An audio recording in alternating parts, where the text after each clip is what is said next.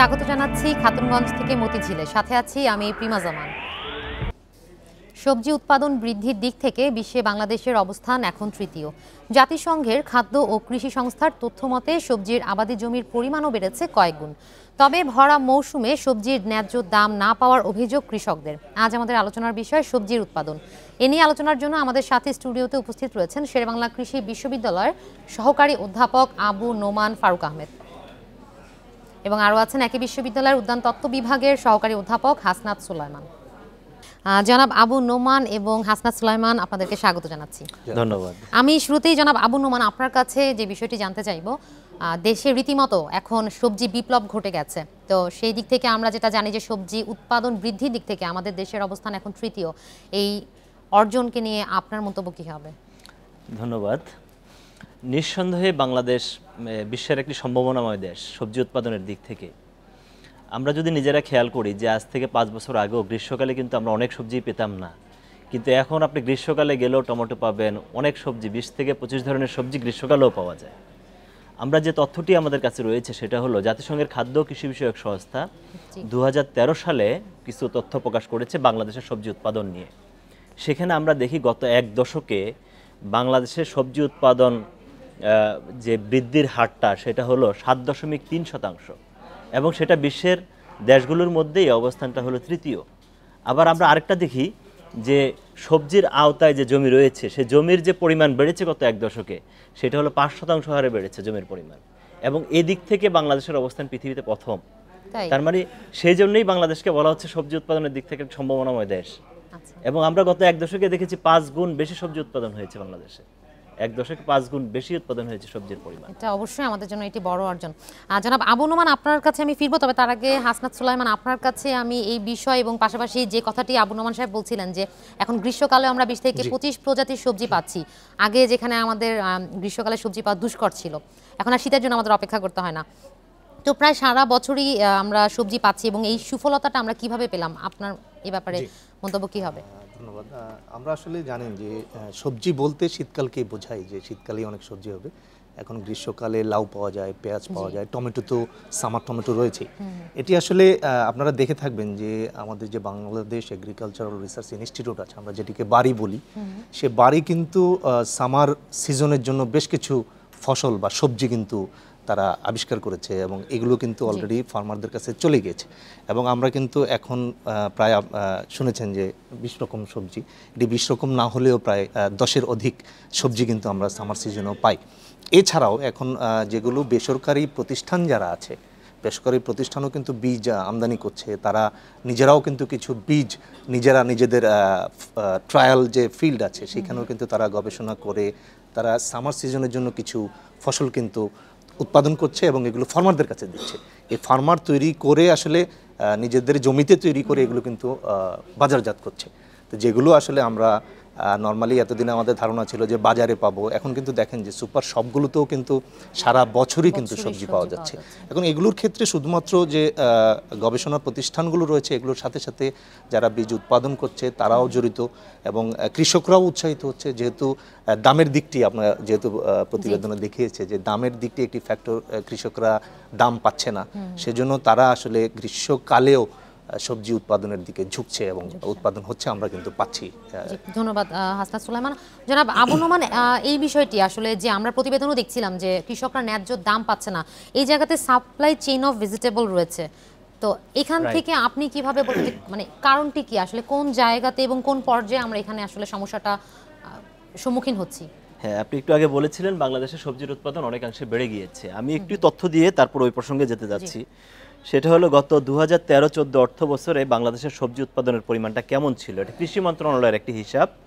তারা বলছে সেখানে 1,38,00,000 টন সবজি উৎপাদন হয়েছে, সেটা আলু ছাড়া।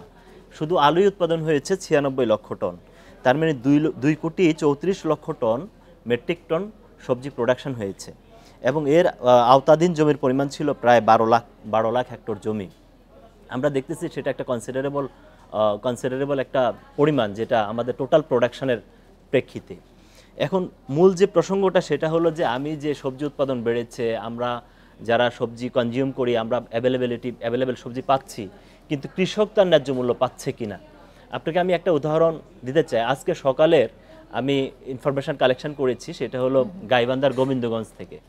সেখানে আমরা দেখলাম যে সেখানে 1 কেজি মূলার দাম 1 থেকে 2 টাকা।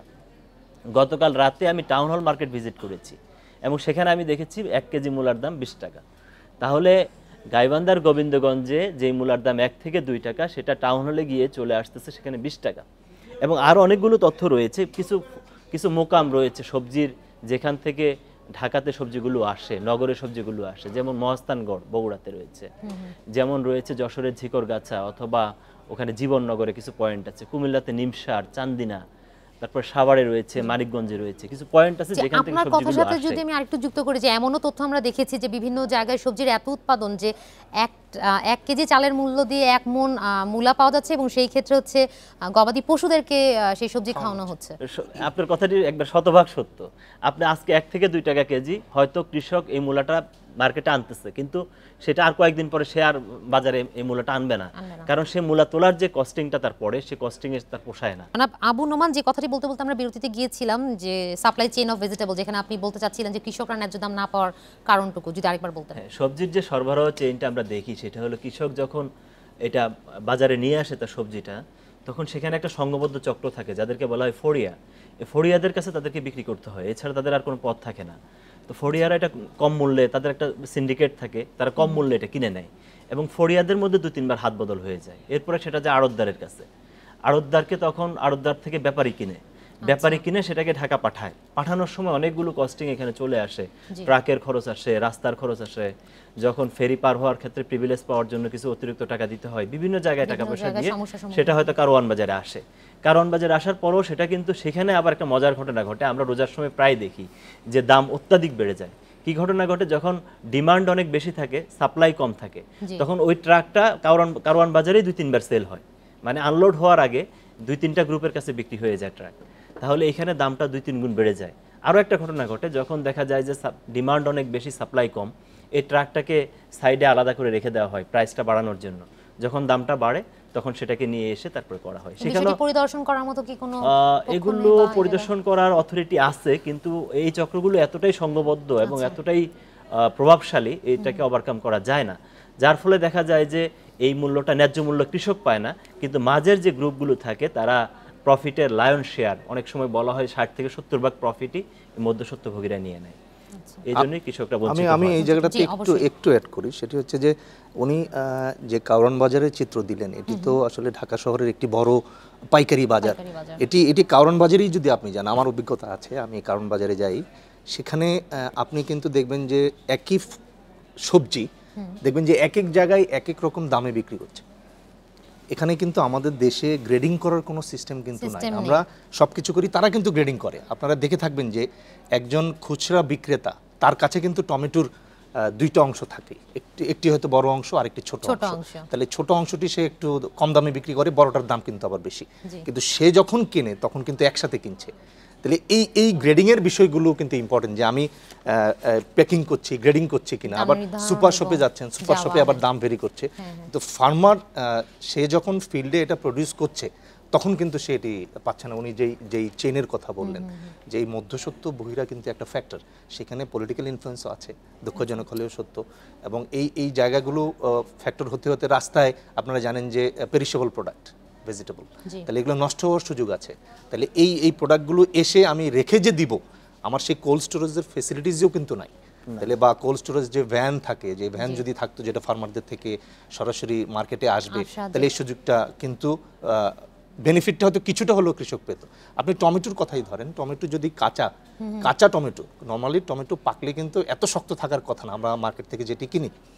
এই টমেটো যখন কাঁচা থাকে, ফিল্ডেই কিন্তু কৃষকরা ইথোফ্যান স্প্রে করে। আমি একটু কেমিক্যালের বিষয়টা বা ফরমালিন ফ্রি সবজি, কি আমরা এত সবজি যে উৎপাদন হচ্ছে, আসলে কি আমরা কতটুকু এখানে আশ্বস্ত হতে পারছি যে আমাদের জায়গা থেকে যে আমরা কি ফরমালিন ফ্রি সবজি পাচ্ছি কিনা? আমি এই বিষয়টি আপনার কাছে জানতে চাচ্ছি আর কি।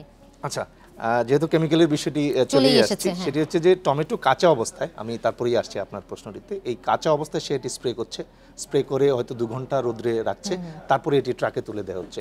এটি মার্কেটে পাইকারি বাজারে আসার সময়টুকুতে কিন্তু এটি পেকে যাচ্ছে ট্রাকে। কিন্তু নর্মালি যেটা সেনেসেন আমরা বলি যে ক্রপ নর্মালি পেকে যাওয়ার যে সিচুয়েশন, সেটা কিন্তু তৈরি হচ্ছে না। কাঁচা টমেটোকে আমরা কিন্তু কেমিক্যাল দিয়ে পাকাচ্ছি। আর আপনি যে ফরমালিনের বিষয়টি বলছেন, সেটি আমরা যদি স্বাস্থ্যের কথা ভাবি তাহলে অবশ্যই এটি কিন্তু ঝুঁকি।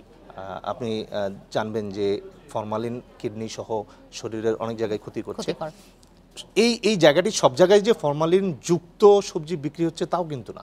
জি। আপনি দেখবেন যে কিছু কিছু জায়গায় অর্গানিক সবজিও কিন্তু সেল হচ্ছে। যে অর্গানিক সবজি, আমি এই সেন্সে বললাম যে কেমিক্যাল ফ্রি মানে অর্গানিক সেটি না, তারা কেমিক্যাল দিচ্ছে না।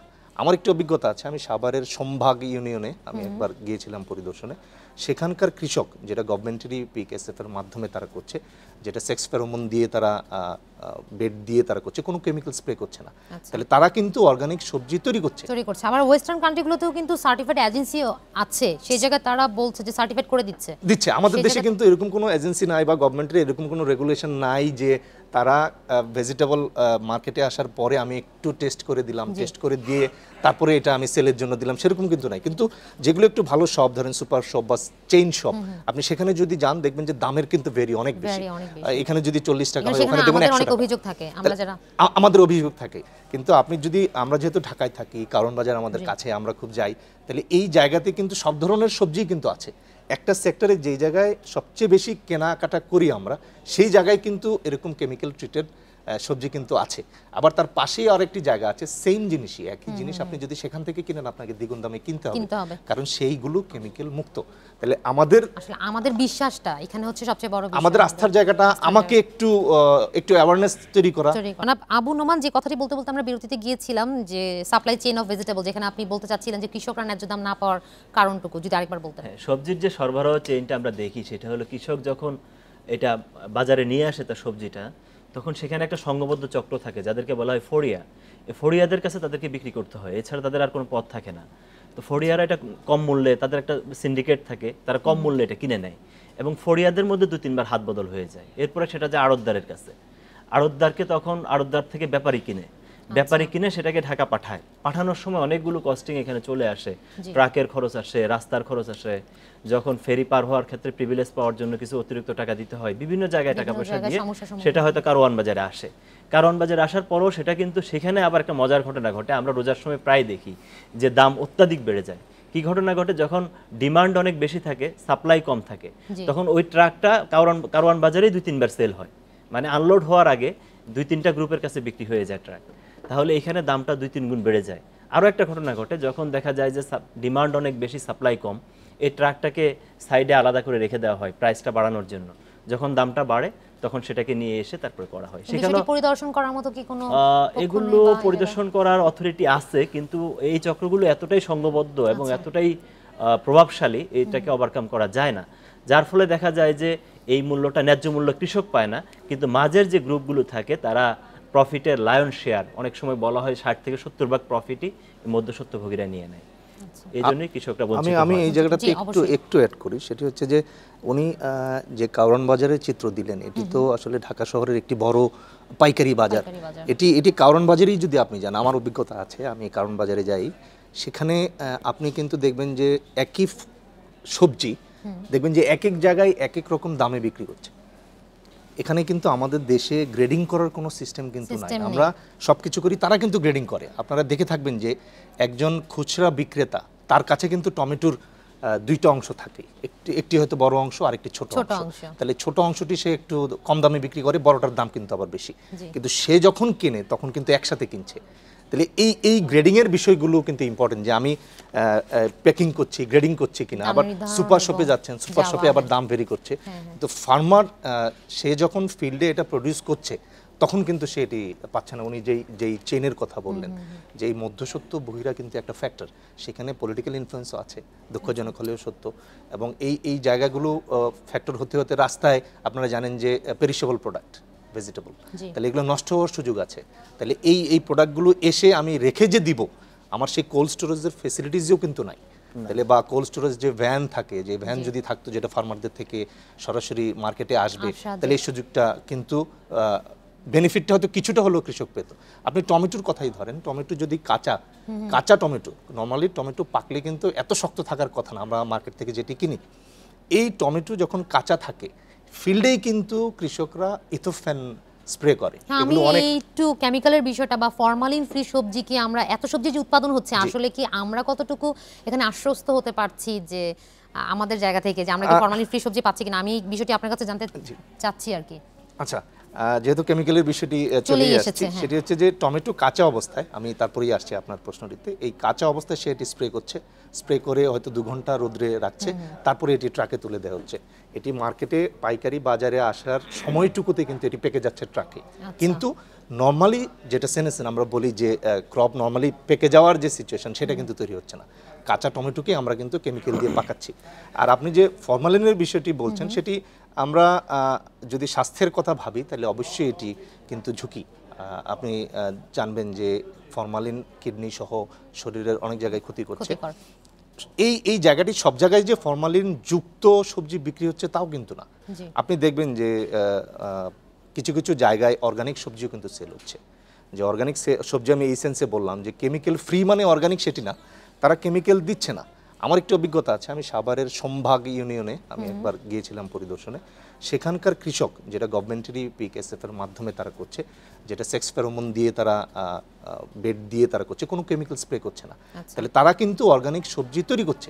আবার ওয়েস্টার্ন কান্ট্রিগুলোতেও কিন্তু সার্টিফাইড এজেন্সি আছে, সেই জায়গায় তারা বলছে যে সার্টিফাইড করে দিচ্ছে। আমাদের দেশে কিন্তু এরকম কোনো এজেন্সি নাই বা গভর্নমেন্টের এরকম কোনো রেগুলেশন নাই যে তারা ভেজিটেবল মার্কেটে আসার পরে আমি একটু টেস্ট করে দিলাম, টেস্ট করে দিয়ে তারপরে এটা আমি সেলের জন্য দিলাম, সেরকম কিন্তু নাই। কিন্তু যেগুলো একটু ভালো শপ, ধরেন সুপার শপ বা চেইন শপ, আপনি সেখানে যদি যান দেখবেন যে দামের কিন্তু অনেক বেশি। এখানে যদি 40 টাকা হয় ওখানে দেখবেন 100 টাকা। অভিযোগ থাকে আমাদের অভিযোগ থাকে। কিন্তু আপনি যদি, আমরা যেহেতু ঢাকায় থাকি, কারণ বাজার আমাদের কাছে, আমরা খুব যাই, তাহলে এই জায়গাতে কিন্তু সব ধরনের সবজি কিন্তু আছে। একটা সেক্টরে যেই জায়গায় সবচেয়ে বেশি কেনাকাটা করি আমরা, সেই জায়গায় কিন্তু এরকম কেমিক্যাল ট্রিটেড সবজি কিন্তু আছে। আবার তার পাশেই আরেকটি জায়গা আছে, সেম জিনিসই, একই জিনিস আপনি যদি সেখান থেকে কিনেন আপনাকে দ্বিগুণ দামে কিনতে হবে, কারণ সেইগুলো কেমিক্যাল মুক্ত। তাহলে আমাদের বিশ্বাসটা এখানে হচ্ছে সবচেয়ে বড় বিষয়, আমাদের আস্থার জায়গাটা আমাকে একটু অ্যাওয়ারনেস তৈরি করা এবং প্রচারণার জায়গাটা একটু তৈরি করা। আমার মনে এই জায়গাগুলো আসলে আমি আপনার কাছে এই কথাটা নিয়ে ফিরবো। জনাব আবু নোমান, এই ক্ষেত্রে আমাদের অর্থনীতিবিদরা বলছেন যে দেশ জুড়ে যদি হিমঘর তৈরি করা হয়, তৈরি করে সবজি সংরক্ষণ করা হয়, তাহলে সেই ক্ষেত্রে মুনাফা থেকে কৃষকরা বঞ্চিত হবেন না। এই বিষয়ে আপনার মন্তব্য কি হবে? দেখুন, আজকে যে সবজি উৎপাদনের ক্ষেত্রে আমাদের যে অর্জন, এই অর্জনের ক্রেডিটটা কার? ক্রেডিটটা কৃষকের। ক্রেডিট আপনারও না, আমারও না। কৃষক উৎপাদন করেছে, এই অর্জনের মূল যদি ক্রেডিট আমরা দিতে হয়, আমাদের ফার্মারদেরকেই ক্রেডিটটা দিতে হবে। এখন মৌলিক যে প্রশ্নটা এসে যায় সেটা হলো, কৃষক কি এই উৎপাদনের ধারাবাহিকতা কন্টিনিউ করবে কি করবে না? যদি সে ন্যায্য মূল্য পায় সবজি উৎপাদনের ক্ষেত্রে, তাহলে সে পরবর্তীতে আরও বেশি সবজি উৎপাদন করবে। আর যদি ন্যায্য মূল্য না পায়, সে সবজি উৎপাদন করবে না, কারণ সে বাধ্য না সবজি উৎপাদন করতে, সে অন্য ফসল উৎপাদন করবে। তাহলে আমরা কিভাবে এই উৎপাদনের ধারাবাহিকতা রক্ষা করতে পারি? তাহলে এই রক্ষা করতে হলে আমাদেরকে কৃষকের ন্যায্য মূল্যটা আমাদেরকে এনশিওর করতে হবে। সেটা কিভাবে করা যায়? কিছু একটা প্রস্তাবনা আপনি বললেন যে কোল্ড স্টোরেজ, এটা অত্যাবশ্যক। কোল্ড স্টোরেজ, কারণ আজকে সে সবজিটা জমি থেকে তুলে নিয়ে চলে আসছে, কিন্তু সেটা আজকে বিক্রি করতে পারলো না, না করলে আগামী দিন আরও দাম কমে যাবে। সে তখন বাধ্য হয় কম দামে বিক্রি করতে। যদি কোল্ড স্টোরেজ থাকতো তাহলে সে রেখে দিত, পরদিন বিক্রি করবে। যখন ডিমান্ড সাপ্লাইয়ের একটা রিলেশনশিপ আছে, যখন ডিমান্ড বাড়বে তখন সে বেশি দামে বিক্রি করবে, তখন সে ন্যায্য মূল্যটা পেতে পারে। আরেকটা বিষয় আছে যে মধ্যস্বত্বভোগীদের দৌরাত্ম্য যদি কমাতে হয়, সেক্ষেত্রে একটা কনসেপ্ট হলো কোঅপারেটিভ মার্কেট এস্টাবলিশ করা, যে এই মোকাম লেভেলে ফার্মারদেরকে নিয়ে কোঅপারেটিভ মার্কেট, এটা খুব জরুরি। এখানে যদি গভর্নমেন্ট সহায়তা করে, এনজিও গুলো সহায়তা করে, তাহলে কৃষক কিন্তু ন্যায্য মূল্য পাবে। সেখানে ফরিয়াদের দৌরাত্ম্য থাকবে না, সেখানে আড়তদারদের দৌরাত্ম্য থাকবে। এবং এই জায়গাতে আমরা আশা করি যে সবজি উৎপাদনের দিক থেকে আমাদের অবস্থান আরো এগোবে এবং আমরা প্রথম অবস্থানেও একটু কোয়ালিটি সবজি উৎপাদনের দিকে আসলে। জনাব আবু নোমান এবং জনাব হাসনা সুলাইমান, আমাদের সময় স্বল্পতার জন্য আজকে এখানেই শেষ করতে হচ্ছে। আপনাদের দুজনকে অসংখ্য ধন্যবাদ সময় দেওয়ার জন্য। আপনাকে অনেক ধন্যবাদ। আজ আলোচনা এখানেই শেষ করছি। পর্যায়ে নিচ্ছি সংবাদ।